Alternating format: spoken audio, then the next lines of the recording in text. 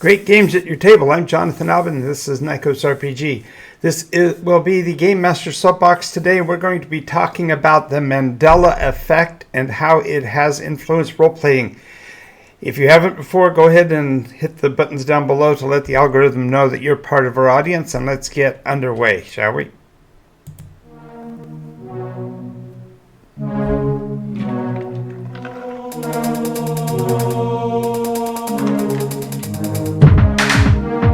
Absorbing damage is the name of the game. From the claws of monsters to the heat from a ball of flame. Our strength in numbers is a roll of the dice. Alrighty, so welcome to Nikos RPG, and I'm Jonathan Albin, a game master with 50 years behind this shield, and today we're talking about the Mandela effect. Now, you may be aware that the Mandela effect is that psychological condition whereby we believe something to be historic that is actually not in the histories at all. It's something that we have held on to and believed, as, for example, many people were absolutely convinced that they recalled the death of Mandela in prison when that was not the case, and Nelson Mandela went on to be a great historical figure. Well, in the case of Dungeons and Dragons and role-playing in particular, the concept of the Mandela effect arises when we talk about the origins of experience in the game. And I have to admit that I have been subject of this particular fact. A few weeks ago, I made a commentary about how the advance of role-playing has been on the essence of experience for destroying monsters and not on the basis of experience points for treasure.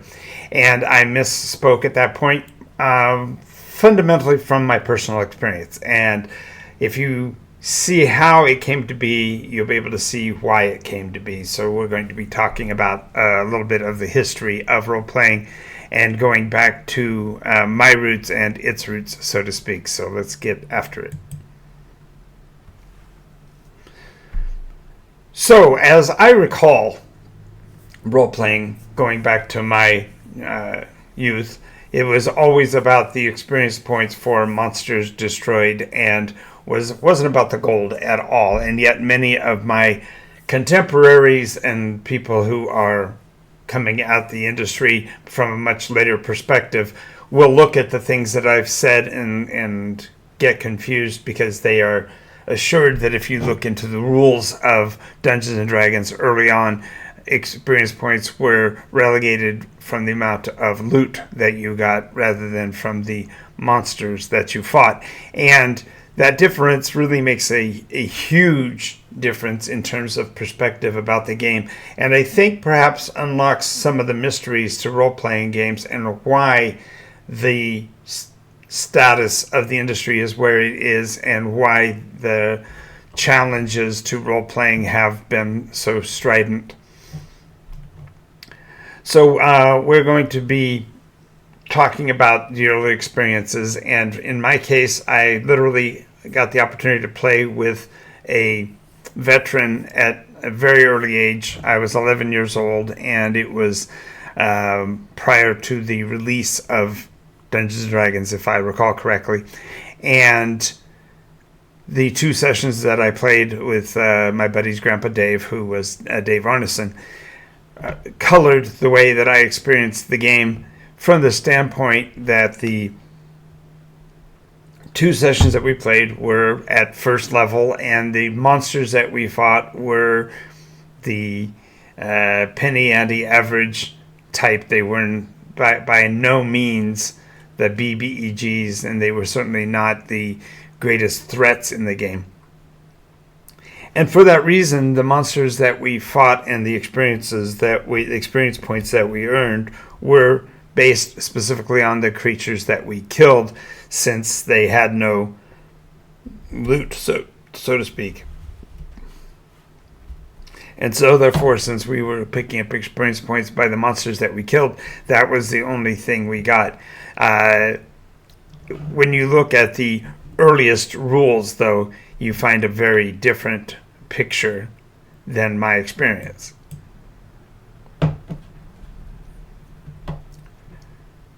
So the hitch and the get along, as my granddad would say, or the differentiation that was in the rules compared to what I played, was that you earned experience points equal to the level of the creature times however many of them that you killed would equal the number of experience points you would get for the creature destruction.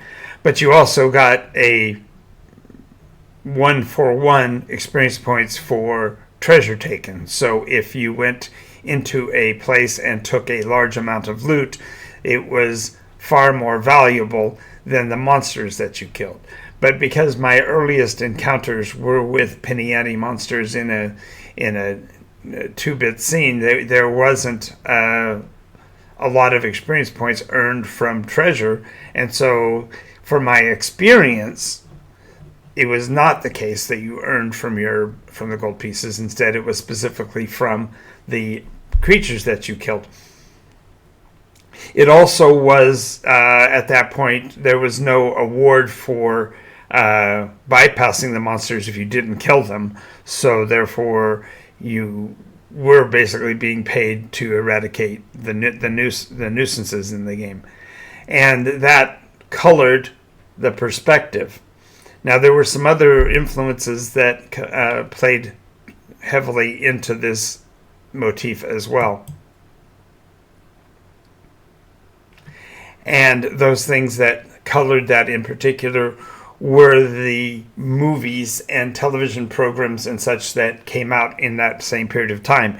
When you are looking at the release of Conan the Barbarian, the release of the Red Sonja, Hawk the Slayer, there was some loot involved in them. They certainly had treasures that were gained in the experience, but they were not lauded or acknowledged as something valuable. Instead, it was the glory and the honor and the worthiness of the very concept. Even if you go slightly further back in time and you look at movies like The Magnificent Seven, these were champions who, while there was a cash reward for their activity, the reward did not match the glory and the respectability that they earned by doing this good deed for it.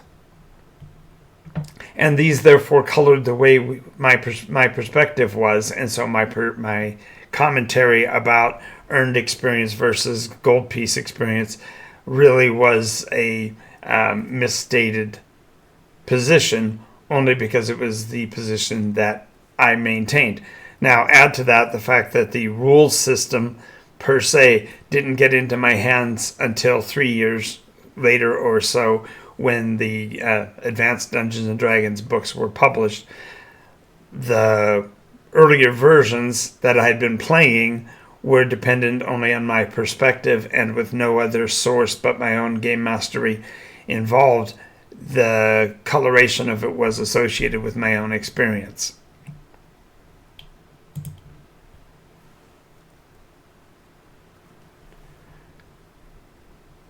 So let's talk a little bit about what made an adventure heroic. We've talked about the hero's journey, how the adventure starts with a person of low experience and moves up. It's akin to the early portions of the Conan the Barbarian movie, where he's basically chained to a wheel and he just works and dedicates himself to getting stronger and more powerful over time.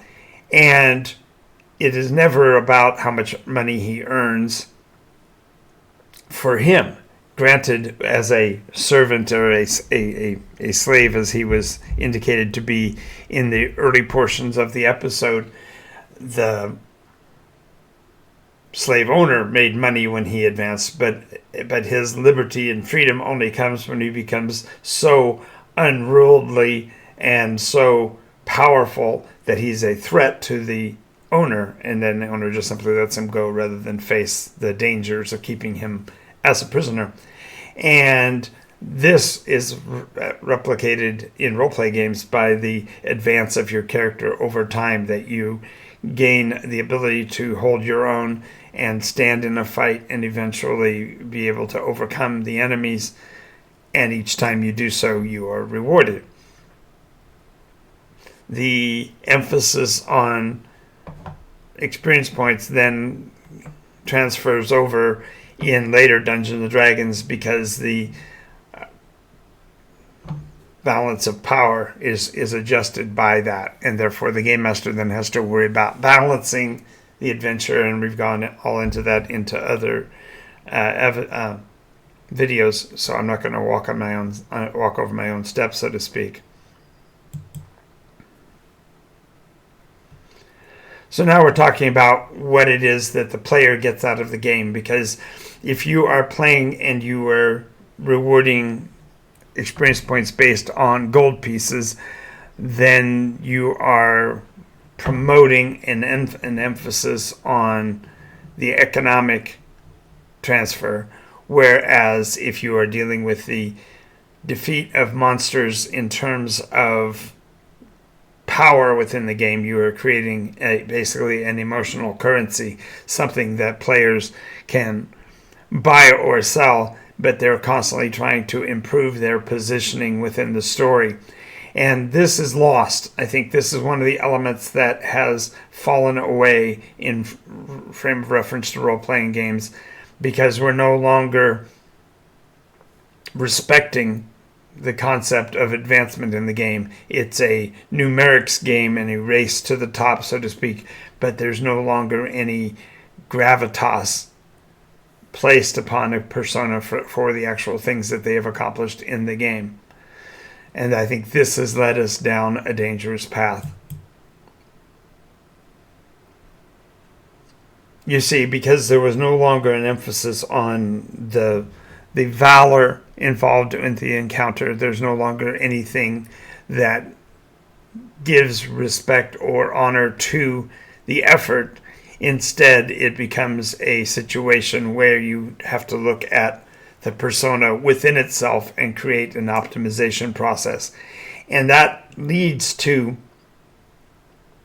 a reduction in again, gravitas, in value of the engagements themselves. Instead, it's just a what's the word I'm looking for? A open door policy. Just walk in, beat the monster up, take the treasure, get back out, build your persona, go back in, get some more treasure, beat the monster. And it's not giving any ratcheting value to the effort that the players are putting in toward accomplishing the task. In, for example, the older Conan the Barbarian, Call the Conqueror types of stories, while the adventures were serialized and you did get improvements in output battle after battle, they weren't one-to-one associated, and instead it was the progression of the of the character towards accomplishment that mattered. And that subtle differentiation has led us to this place where the optimization of the character build has superseded the advancement of the story collectively, so that in many eyes the story no longer holds value. It's not a thing to be treasured. Instead, it is simply the existence of the players and their rotating door process, their revolving door process that matters. And I think, therefore, it has led us to the place where the Mandela of it becomes visible. Now, the appeal of the Mandela effect, in this case, the appeal is to say that we always held the story more important than the outcome. And I believe that that was, in my case, a sense of reality because of the vacuum, because of the fact that I was running the adventures without a net, so to speak. When I was running the stuff that I was creating, I was building value into the story, and therefore the players were being rewarded by accomplishing the story bits. And that milestone process that I established early actually covered up the reality of what was in the past and made the belief that the system was always in such a fashion more appealing to me. So, therefore, we've now got a situation where the reality is different from what we perceived. Now, what does that do to the story in long term? It does nothing fundamentally. In the role-playing games that I am a game master for, it has always been this way, and so therefore it has never been other. And because it's never been other, and I perceived of that being the other, it hasn't changed anything from that standpoint, but it has set a value to the continuation and completion of the story bits that really was glorious for my players. Their rewards were associated with the completion. Victory wasn't about counting coins. It was about surviving the impossible and the improbable odds, and therefore having an establishment of an objective outside of self.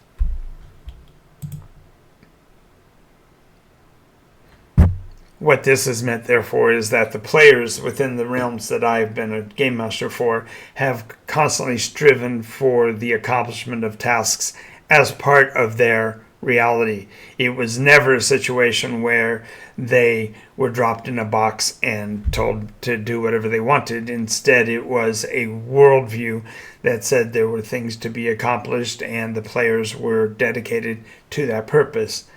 And one of the reasons why the development of Nikos RPG came about was specifically to give all of the players the opportunity to pursue their own course, their own pathway to that glory, without having the limitations of the game master's mandates being placed upon them. Which brings me to this point. This is only episode 1 of a 3-part episode, so we will be doing a second part about the era of optimization and how we have gotten to the place we are now. And then finally a third part that goes over the future of role-playing. But until then, I want to thank you for being here today, and we will see you in the next episode. We hope that you'll join our revolution. We do have a brand opening ceremony, if you will, occurring Saturday next, the 3rd of May at Board Game Paradise in Redlands, California. If you can be there, if you can join us, that would be awesome. If not, we will try to at least record some of the festivities and share that with you on Saturday. This will be taking place instead of our regular role-play roulette at Board Games Paradise, but more information on that as we go. We're going to be doing some t-shirts, some giveaways, lots of excitement, so we hope to see you then. I'm Jonathan Aubin, this is Nikos RPG, and we will see you next time. Remember, like Granddad